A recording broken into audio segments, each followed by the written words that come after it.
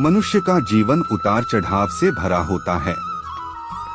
कभी सफलता मिलती है तो कभी असफलता, कभी खुशी मिलती है तो कभी दुख। लेकिन भगवद गीता का एक गहरा संदेश है जो बदलता रहता है, उसे अपना स्थायी सत्य मत मानो। जब जीवन में कठिन समय आता है तब मन घबरा जाता है। हमें लगता है कि सब कुछ समाप्त हो गया, परंतु यही वह क्षण होता है जब धैर्य सबसे बड़ा सहारा बनता है। गीता हमें कर्म का महत्व बताती है। हमारा अधिकार केवल कर्म करने पर है, परिणाम पर नहीं। जब हम अपना पूरा ध्यान ईमानदारी से किए गए प्रयास पर लगाते हैं, तब चिंता धीरे धीरे कम होने लगती है। सोचिए, कितनी बार आपने भविष्य की ऐसी बातों की चिंता की होगी जो कभी हुई ही नहीं। चिंता अक्सर वास्तविकता से अधिक हमारी कल्पनाओं से पैदा होती है। इसलिए वर्तमान क्षण में जीना सीखिए।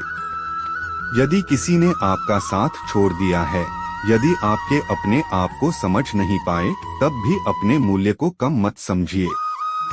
आपका आत्मसम्मान दूसरों की राय पर निर्भर नहीं करता।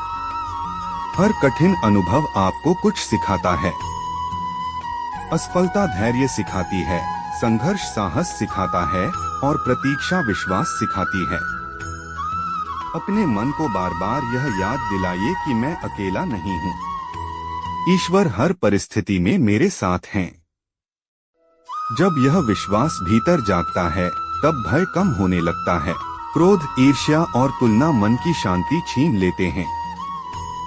इसलिए दूसरों की सफलता देखकर निराश होने के बजाय प्रेरणा लीजिए। हर व्यक्ति का समय अलग होता है। यदि आज आपके पास कम साधन हैं, तब भी निराश न हो। इतिहास ऐसे लोगों से भरा है जिन्होंने सीमित संसाधनों के साथ महान कार्य किए। सुबह उठकर कृतज्ञता का अभ्यास कीजिए। अपने जीवन की उन बातों को याद कीजिए जिनके लिए आप आभारी हैं। धीरे धीरे मन शिकायत छोड़कर संतोष की ओर बढ़ेगा।